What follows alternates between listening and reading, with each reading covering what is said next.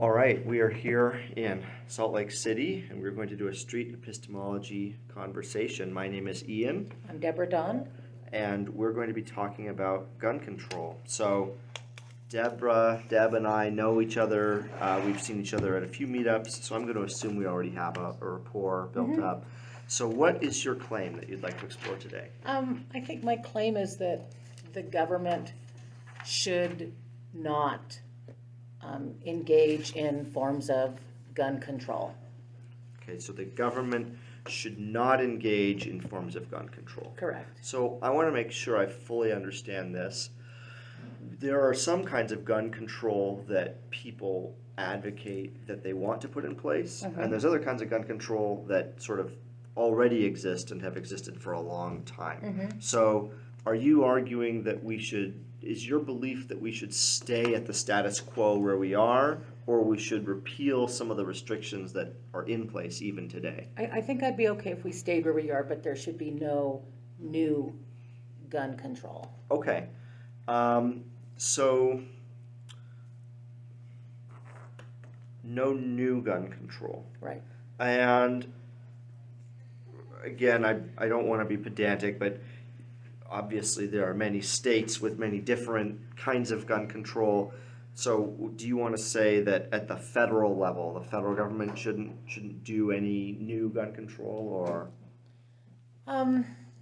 Yeah, I don't think the federal government should come in and impose new laws that might conflict with existing state laws. Okay. Okay, so no, I'm going to write that down. No new federal laws conflicting with state.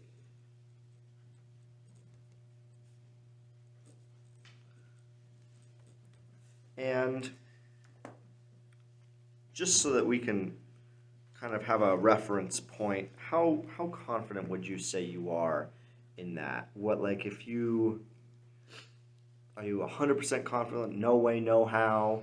Should there be any new gun control measures, or maybe is there one you haven't heard of before that you might be open to? So maybe you'd be less than 100%. So it's possible there's something that I haven't heard of that might make sense. So I would say that my confidence level that we should not have the federal government impose new would be somewhere around 85-90%. Okay, great. And what would you say?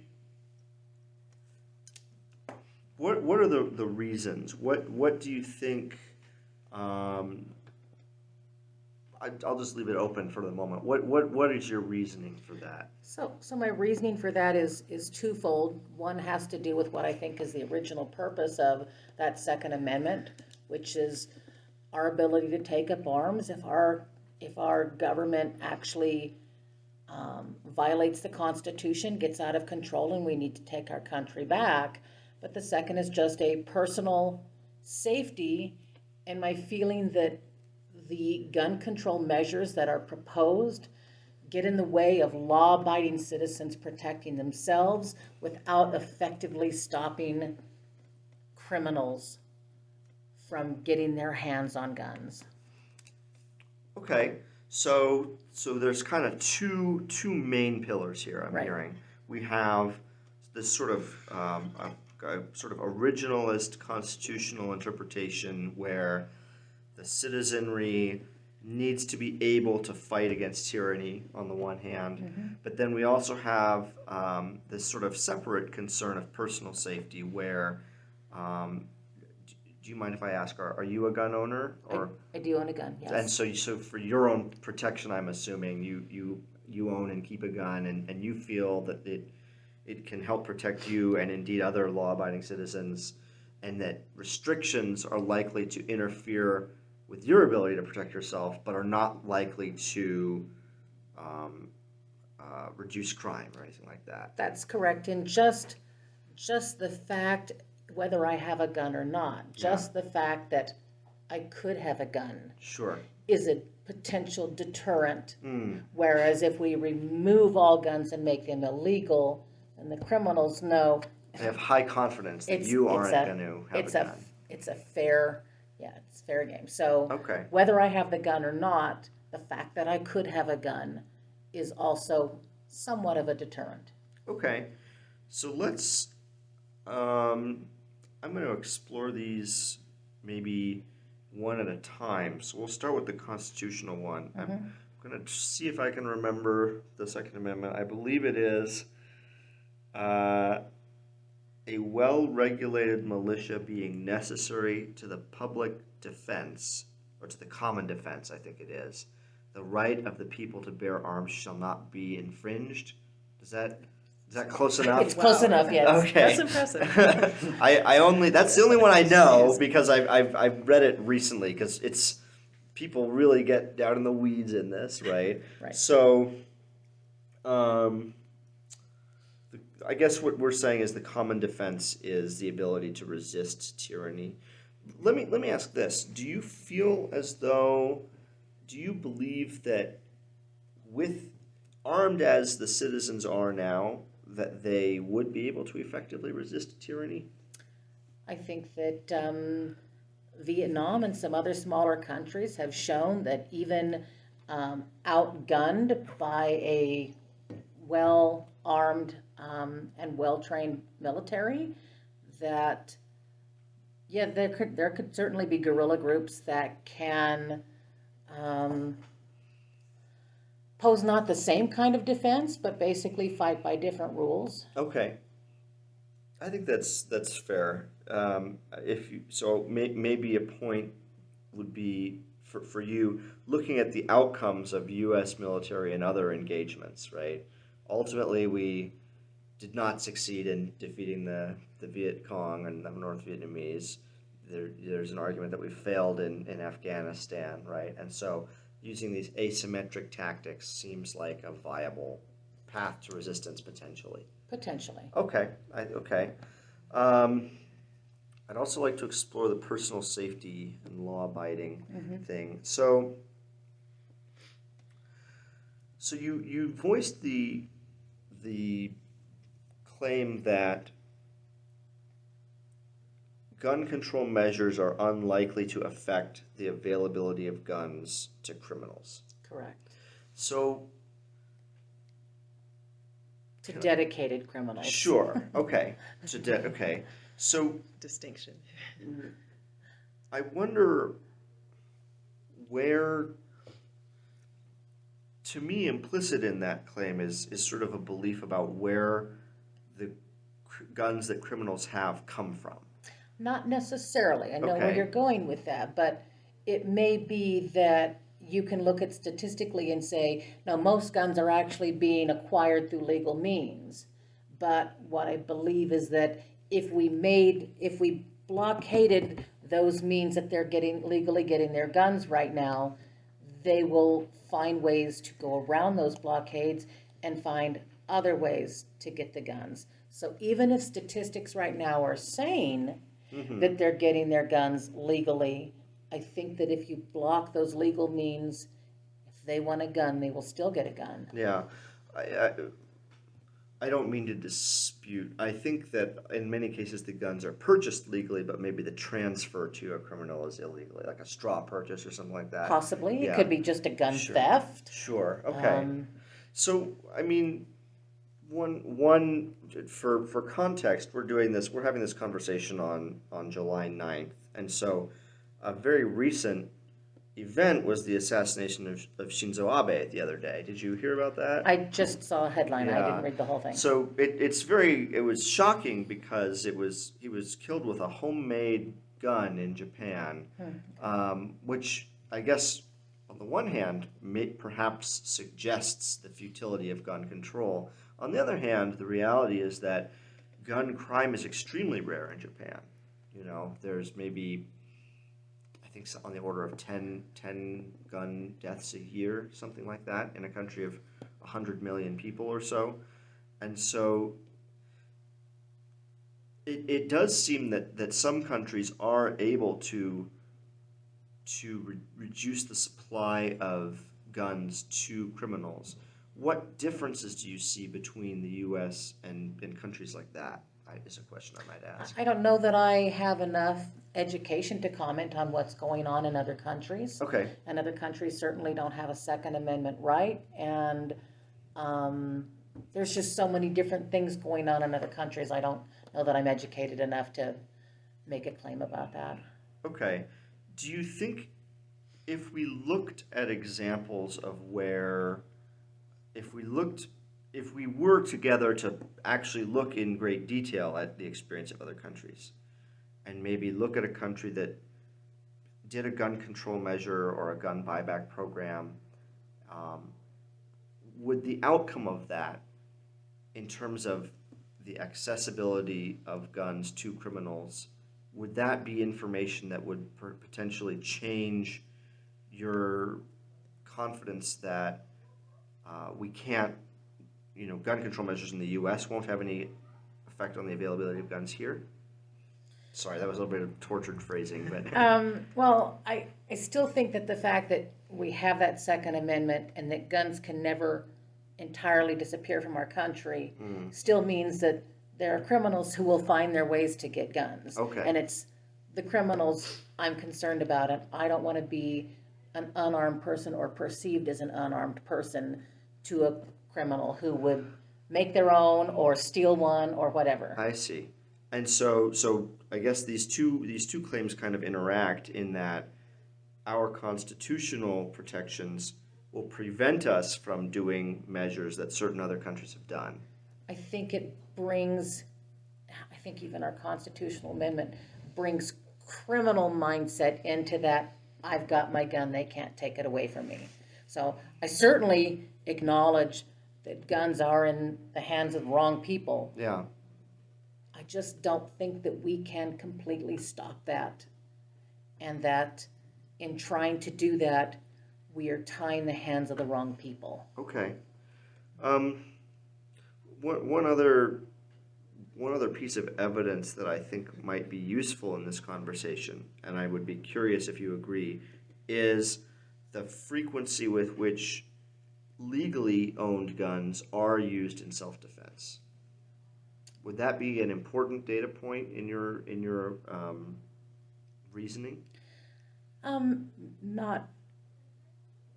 Probably not very important, because again, I said it doesn't even matter if I have a gun. Okay. Just the threat, the potential that you might. potential Yeah. that I could have a gun, Yeah. and the unknown risk that presents to somebody who wants to enter my home uninvited. Mm-hmm. Just that thought that I could have a gun is a deterrent, Okay. a potential deterrent.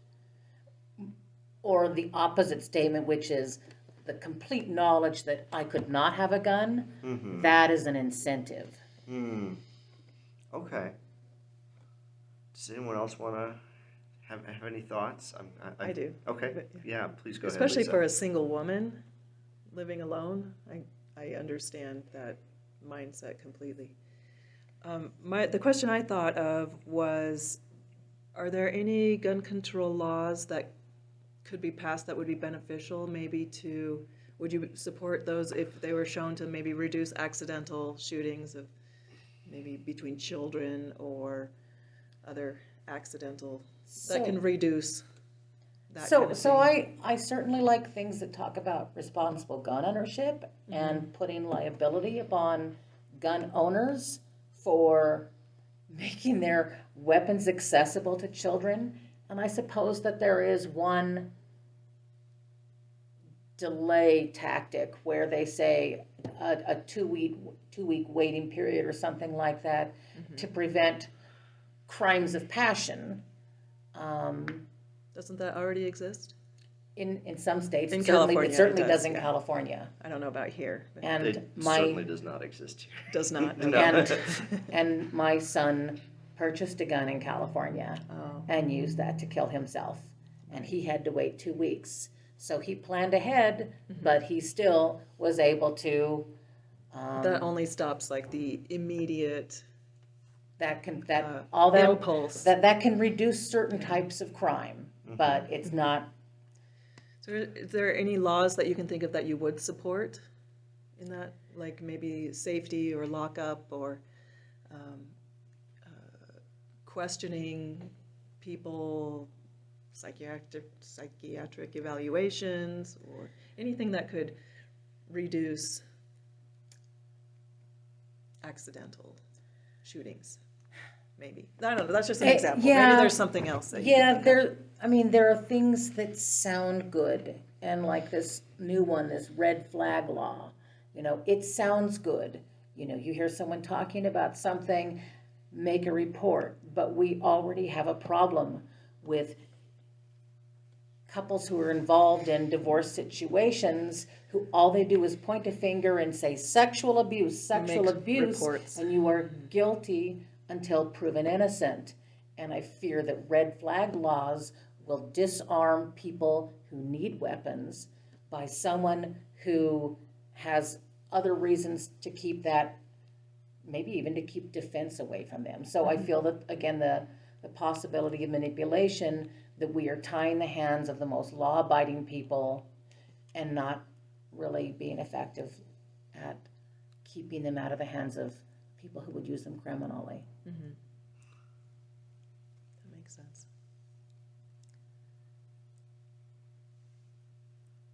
You guys, Alex, do you have any? Have you always felt this way? Have I always felt this way? I don't think I felt quite this strongly all the time.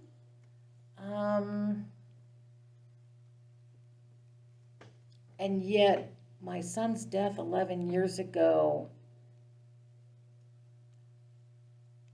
and I own his gun.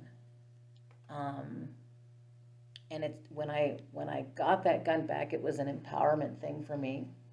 I took it to a gun range and I learned how to shoot it, and it turned out that I was a pretty good shot. And I took that target, that first target of mine, which had a 3-inch hole in the middle of the forehead and a matching one over the heart. And I took that target and I hung it in the front window of my daughter's house. And I sent a message that said, oh, pick another house.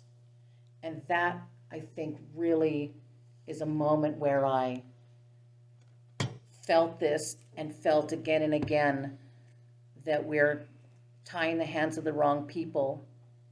And that sexual abuse thing, my daughter was accused of, actually it wasn't sexual abuse, she was accused of a child, and she has a friend who's been accused of sexual abuse. And to see how easy it is to throw an accusation and change someone's life, that has brought my passion level up when it comes to these red flag laws, and to see how easily manipulated they are. Would it be fair to say it has made you skeptical of just, in general, the ability to sort of foist an investigation on someone, whether it be, a red flag accusation, a sexual abuse accusation, That's a fair statement. a child neglect accusation, anything that sort of causes this scrutiny, this sort of eye of Sauron to settle, the gaze to settle on someone Yes. for a while. Yeah, Okay. and the fact that we are not innocent until proven guilty. We are guilty until proven innocent, and I've seen that so many times in the last 10 years that yes, that's absolutely a fair statement. Okay. So do you Go think ahead. that would affect the gun laws? False accusations, like if you wanted to prevent somebody from owning a gun, you could accuse them of something? I Is think that that O.J. kind of Simpson could absolutely have said Nicole Brown Simpson has said certain things to me that makes me think she shouldn't have a gun. Yes, I think that can happen. So and that it would system happen. would be abused. I think it would be abused, yes. So do you think there needs to be fewer gun control laws? Would you be in favor of reducing the laws that are already in effect? I think that if the laws that are already in effect inconvenience you, that you have the ability to go to other states, just like criminals can get guns, so there's no reason to undo what's already been done.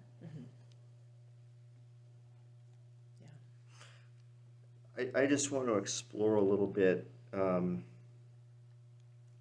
the criminal side. I don't know if this is a good street epistemology question per se, but do you see any avenue to make it harder to for criminals to get guns, or have you heard of any measure? I guess what I'm saying, I guess where I'm going with this is, you're very concerned. What I'm hearing is that you're very concerned that everything we do is just another legal hurdle that will only affect the kinds of people who go through legal hurdles, right? Like you and I, if we wanted to buy a gun, we would probably go through the hurdle, but someone who, is a criminal, they're already dodging legal hurdles left and right, right? Is there anything that you've heard of that you would do, to try to make it harder for criminals, but not harder for everyday people? Or is there nothing you've heard of that you think that could work there? I haven't heard anything that could, that I felt would stop the guns from getting into the hands of a criminal without stopping even more so the guns from getting into the hands of law-abiding citizens who might need them. Mm-hmm. I've heard of methods of lockdown where you can stop shootings at schools by basically a double locking door. Maybe they'll get a couple shots off, but they can absolutely, isolate someone there.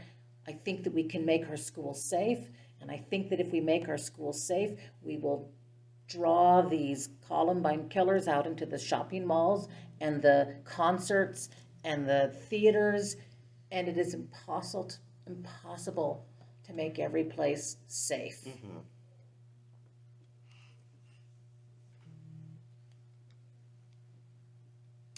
I think I'm out of questions. Alex or Lisa, Yeah. do you have anything? Or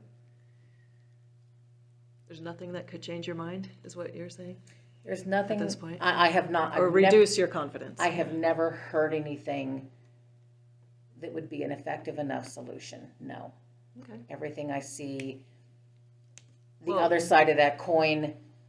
Can you hypothetically think of anything that might change in the future that would shift your confidence? I can't. let me ask this. This is a bit of a hyperbolic question, but I don't know exactly how many people are killed in mass shootings every year. I think I remember hearing it's around 50. Is there a threshold where is there any number of people, like if we envision a world where more and more gun crimes were occurring, right? Is there a threshold we would cross where your mind would change? As much as it scares me, the kinds of people I would be allowing to get a gun, I actually fear that if we reached such a threshold in this country, the better approach would be to better train law-abiding citizens and encourage more armament of them. I see. Than to take rights away. Okay, so that would be, so if I mean, I previously looked at the number 50. Let's imagine the number where, let's say in the future, it reached 5,000.